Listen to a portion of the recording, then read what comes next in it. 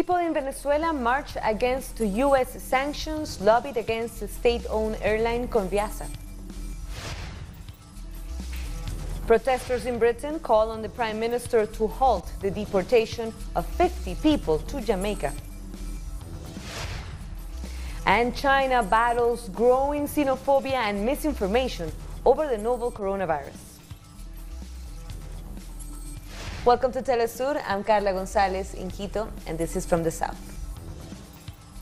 Trade unions and other social movements have been marching in Venezuela against the latest sanctions imposed by the United States. The demonstration through the center of Caracas was led by workers at the state-owned airline CONVIASA. On Friday, the U.S. Treasury added CONVIASA to its list of sanctioned Venezuelan companies. That means it will be more difficult for the airline to make international payments. However, CONVIASA insists it will continue to fly normally.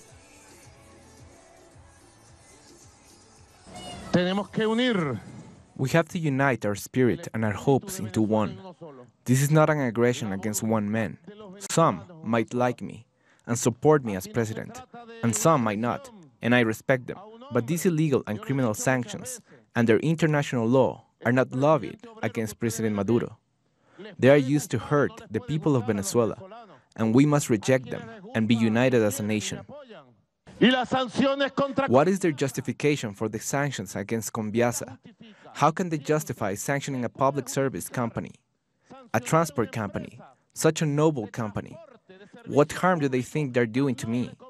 The damage is done to the people of Venezuela, to the workers, and to a whole country. Our correspondent, Leonel Retamal, has been at the demonstrations in Caracas, so let's hear his report. The march is just getting underway here in the center of Caracas and is heading towards the Miraflores presidential palace. The CONVIASA workers we've spoken to here obviously condemn the sanctions and say they won't be cowed by the consequences of the announcement made by the United States Treasury Department last Friday. They say they are united in wanting to continue their work for CONVIASA, while the other trade unionists supporting them say they will give the CONVIASA workers all the support they can. We also spoke to Venezuela's transport minister, who told us that all these sanctions imposed by the United States are illegitimate, and in the case of CONVIASA, they will have little effect, because they are going to take international legal action to minimize the impact of the airline being included in the OFAC list. He also said they would continue to mobilize in the streets, because this is a sovereign decision of the Venezuelan people to keep going forward. That was Leonel Retamal in Caracas. In other news, Bolivia's Supreme Electoral Court is putting obstacles in the way of some of the main candidates from the movement towards socialism for the May 3rd elections. They include presidential candidate Luis Arce and the former president Evo Morales. The court has given them 3 days to provide allegedly missing documents to approve their nominations. The requirements include evidence that they are not involved in any criminal case, have served in the military, speak 2 languages, and are permanent residents of the country. So what exactly is going on with the approval of the candidates? Our correspondent, Freddy Morales, explains. There is a lot of confusion and disinformation about the 2 reports released by the Supreme Electoral Court. On Sunday night, it published a list of so-called observed candidates, those who still have to deliver or correct missing or faulty paperwork. On that list are Evo Morales and Luis Arce, the presidential candidate of the MAS, which is Evo Morales' party. But on Monday morning, it published a list of rejected candidates. On that second list is, for example, the current MAS senator, Adriana Salvatierra, who was nominated for a seat in the lower house. It also contains the presidential and vice presidential candidates for the Nationalist Democratic Action Party of the far right. These candidates have been rejected outright because they have not presented even half of the 11 documents required by the Electoral Court. So the situation for the leading MAS candidates, including Evo Morales, Luis Arce, David Choquehuanca and Diego Pari, is this. They have 3 days to correct the gaps or mistakes in their paperwork. In the case of the MAS presidential candidate, Luis Arce, for example, one of the documents he is missing is a certificate of good conduct, which can be issued by the police in just an hour. However, almost all these masked candidates, including Evo Morales, face a much more serious hurdle because the Electoral Court is applying to them Article 9. Article 9 has 5 components, but the most important of these, which will decide their situation in the coming hours or days, is that they have to show they are resident in Bolivia. For the last month, there's been an intense campaign by all of the Bolivian right, and there are 7 candidates of the right for these coming elections, all of whom took part in the coup last November. They are pushing for Evo Morales, David Choquehuanca and Luis Arce to be rejected as candidates because they have not been resident in Bolivia. The law says that presidential candidates need to have been resident in the country for at least 5 years. For other positions, it's 3 years. This campaign, which is very strong in the media, says that Evo Morales has been out of the country for 3 months since the coup and therefore cannot be a candidate. It says that David Choquehuanca, as Secretary General of ALBA, was permanently traveling outside the country, and that Luis Arce, the presidential candidate, has been receiving regular medical treatment in Brazil. And so the right is arguing that all these candidates should be excluded. However, many lawyers are saying that this residence requirement is not a kind of prison which prevents candidates from traveling, and that this is a misinterpretation of the law. So we'll have to wait and see if this is resolved legally, according to the law, or politically, because it is clear that the right wants to keep the main candidates of the movement towards socialism out of the elections. And this is one of the main ways they are trying to achieve that. That was Freddy Morales from La Paz. The trial of Ecuador's former president, Rafael Correa, started on Monday. The former president, who is being investigated for alleged corruption, maintains the trial is a witch hunt aimed at putting an end to his political career ahead of next year's elections. While he would be unable to run for president due to constitutional term limits, Correa could still run for office as a legislator in February 2021. Ecuador's National Court of Justice had earlier stated that this trial could not be further delayed, as lawyers previously requested. Our correspondent in Quito, Denise Herrera, has more. We are outside the National Court of Justice in Ecuador, where the trial against former President Rafael Correa and the ex-Vice President of Ecuador, Jorge Glass, just continue. The Attorney General of Ecuador, Diana Salazar, is accusing former President Rafael Correa of bribery. According to the Attorney General, she has all the evidence to prove this case. In this context, the legal defense team of former President Rafael Correa, the lawyer Fausto Carrin, just asked to the different top authorities of the court to stop and to change the main judges of this trial. They are rejected all these allegations, and he also demanding the irregularities during this process. So he is asking the top members of the tribunal of the Court of Justice to stop with this trial and to change the judges. Also, different supporters of former President Rafael Correa are gathering outside the court. They are demanding the political persecution against the main leaders of the citizen revolution movement. So it is expected today that this trial continues. Almost 21 public members of the former government are accusing in this case, and also it's expected that around 200 people will testify in this case. That was Denise Herrera from Quito. When we come back, African leaders want African solutions for African problems. We'll tell you more after the break.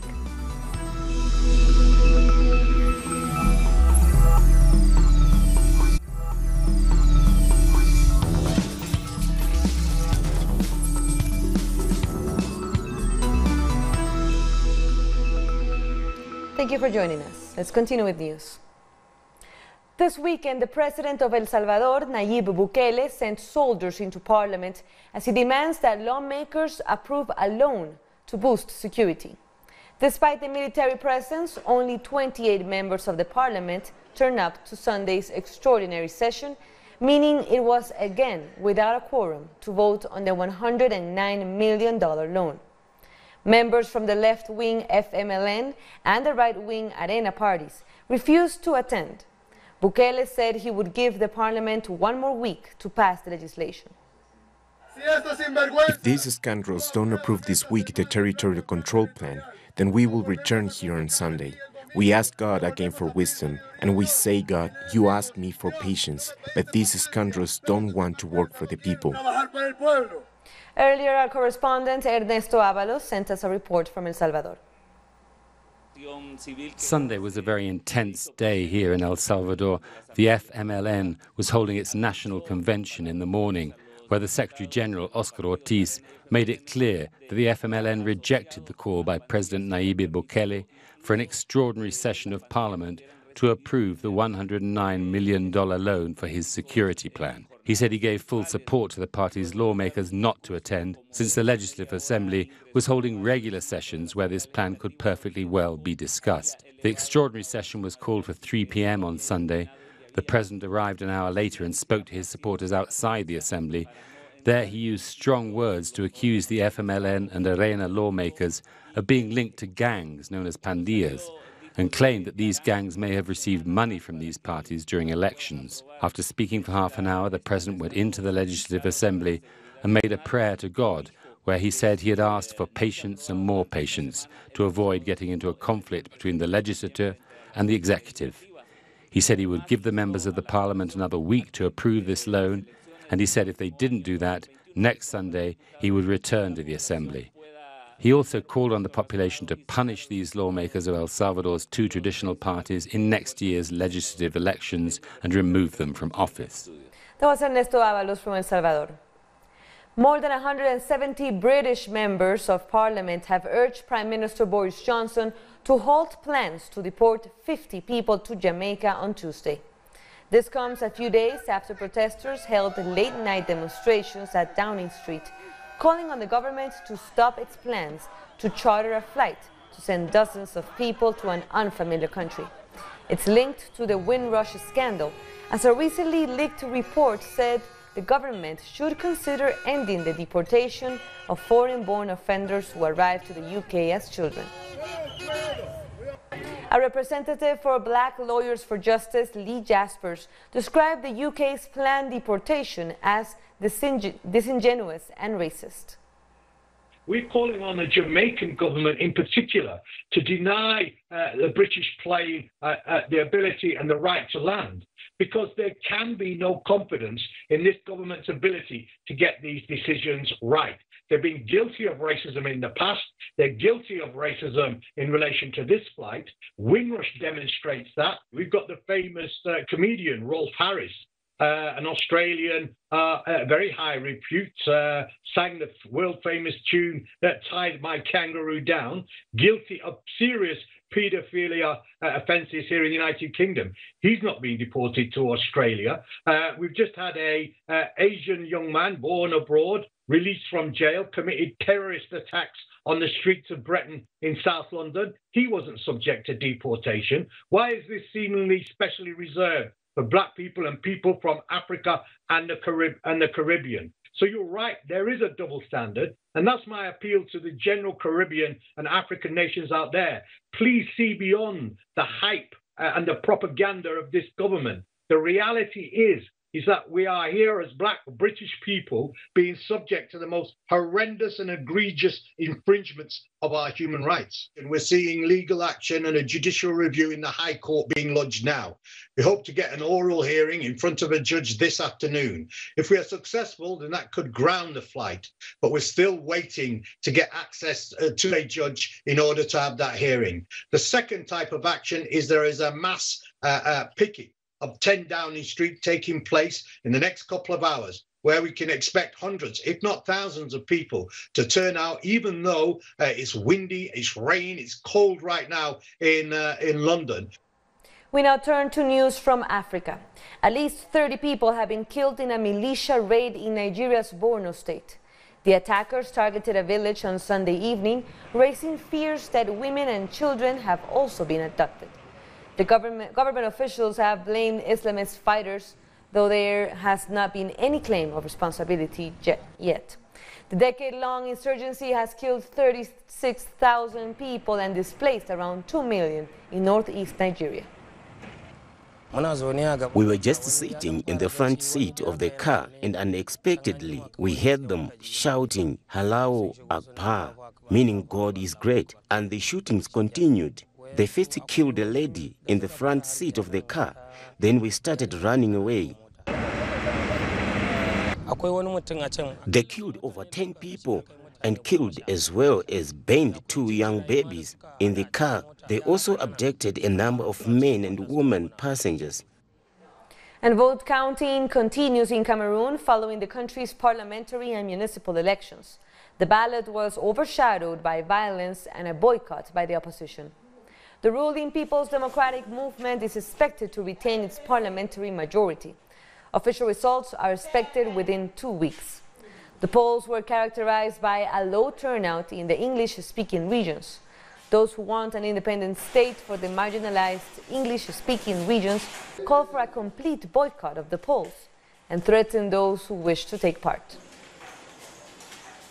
South African opposition leader Julius Malema has said his party will not support calls by other opposition parties to pass a vote of no confidence against President Cyril Ramaphosa.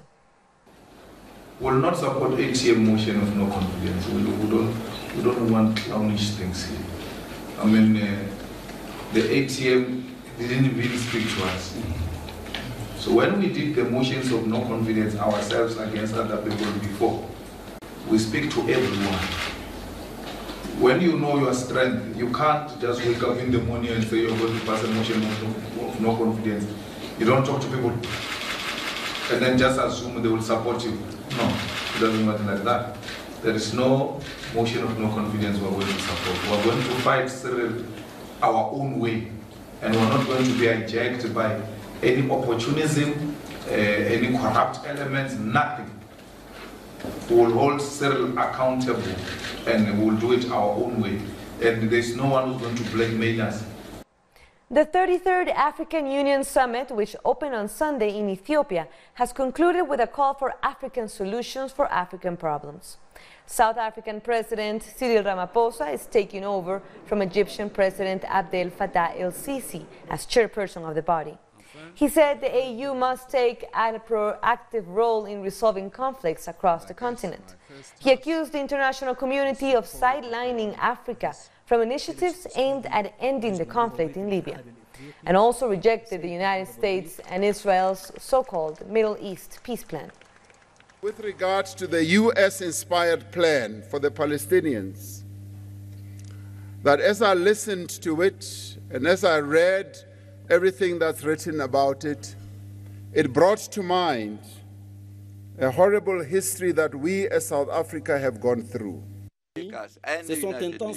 The case of Palestine best illustrates the fragility of international commitments. The American-Israeli plan, described as the deal of the century, conceived and drawn without any international consultations, and worse still, in the absence of the main concerned parties, the Palestinians, is yet another violation of multiple United Nations and African Union resolutions, and further disregard for the legitimate rights of the Palestinian people. After this break, more information on the latest Israeli airstrike in Gaza. Join us again in a minute.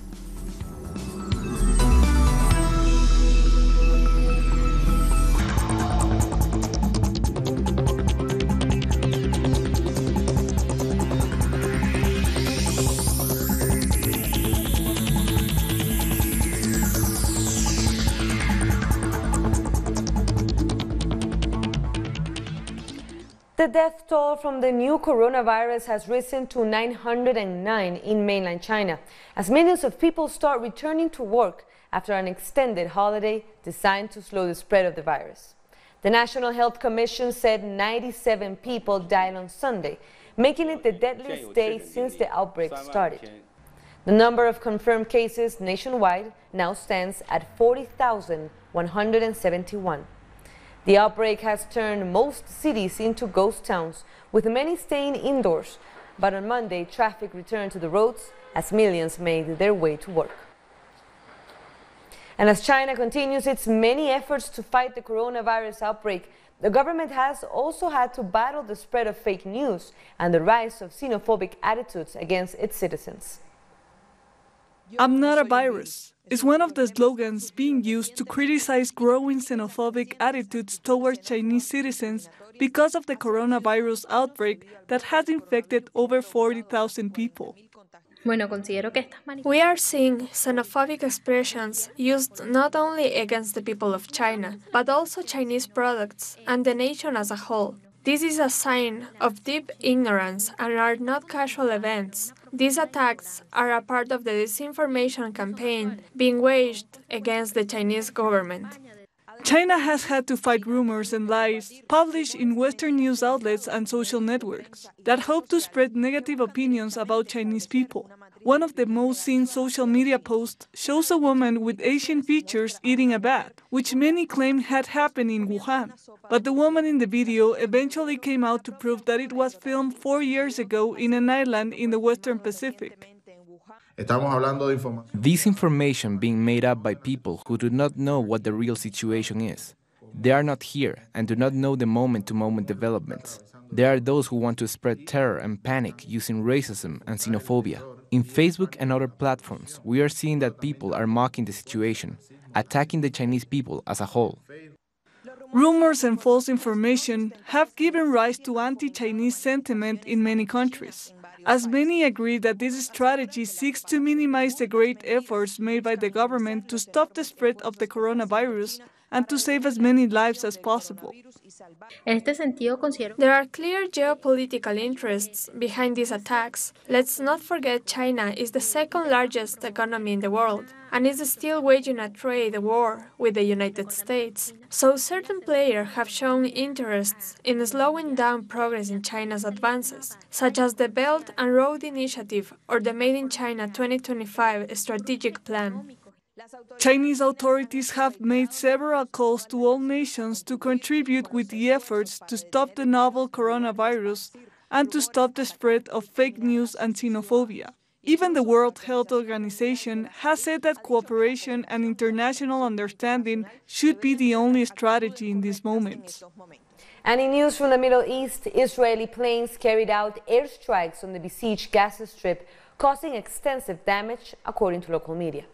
The Israeli military claimed that the airstrikes were a response to a rocket that was allegedly fired at Israel from Gaza on Sunday. There are no reports of any casualties so far. The incident comes amid tensions in the region in the wake of U.S. President Donald Trump's presentation of the so-called peace plan for the region. Meanwhile, Israeli authorities on Saturday imposed a blockade on Palestinian agricultural exports. According to local reports, Israeli security forces have set up checkpoints to stop trucks carrying Palestinian products from leaving the occupied West Bank through Jordan. That's the occupied West Bank's only direct export route to the outside world. With all borders controlled by Israel, the Palestinian economy is highly vulnerable to Israeli sanctions. A revolution in the ballot box. That is how the leader of Sinn Féin described the unprecedented success of her nationalist party in Saturday's general election.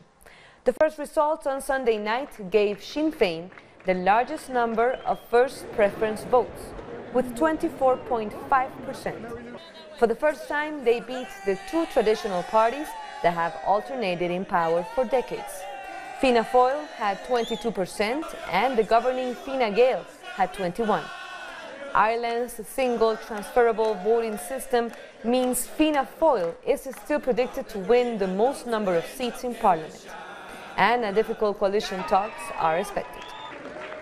This is not a protest vote. This is certainly an election that is historic in proportions. This is changing the shape and the mould of Irish politics. This is not a transient thing. This is just the beginning. The best outcome is a government without Fine Gael and Fianna Fáil. So that's the first thing that I want to test, whether or not that is possible. I also have consistently said that I will talk to and listen to everybody. I think that's what grown-ups do. I think that's what democracy demands. Britain and Ireland were lashed by strong winds and torrential rain on Sunday as Storm Ciara left homes without power, wiped out sports events and disrupted travel around northwestern Europe. The storm left some 45,000 homes without power in eastern England and Ireland. The bad weather also hit France, Belgium, the Netherlands, Switzerland, and Germany throughout Sunday, causing scores of flights to be cancelled. About 120 flights to and from Amsterdam's Schiphol, the third busiest airport in Europe, were cancelled. And with that, we end our news brief. But you can find all of our stories by checking our website, telesurenglish.net. And be sure to also join us on social media. For Telesur English, I'm Carla Gonzalez. Thank you for watching.